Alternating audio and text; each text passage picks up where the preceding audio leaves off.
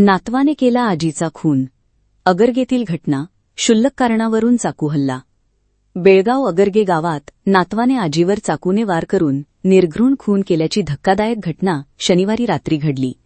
किरकोळ कारणावरून झालेल्या वादातून संतापाच्या भरात हा प्रकार घडल्याची माहिती पोलिसांकडून मिळाली.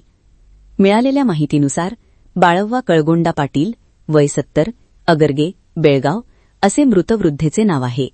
या प्रकरणी नातू कळगोंडा उर्फ कल्लोडा पाटील, वय 24, याच्या विरोधात गुन्हा दाखल करण्यात आला आहे. शनिवारी रात्री घरगुती कारणावरून आजी आणि नातवामध्ये वाद झाला होता. हा वाद काही वेळातच विकोपाला गेला. संतापलेल्या नातवाने घरातील धारदार चाकूने आजीवर वार केले. या हल्ल्यात बाळव्वा पाटील गंभीर जखमी झाल्या. त्यांना उपचारासाठी तातडीने रुग्णालयात दाखल करण्यात आले. मात्र उपचार सुरू असताना त्यांचा मृत्यू झाला.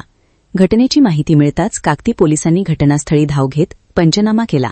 मृतदेह शवविच्छेदनासाठी जिल्हा रुग्णालयात पाठविण्यात आला. या घटनेमुळे अगरगे परिसरात खळबळ उडाली असून पोलीस अधिक तपास करत आहेत.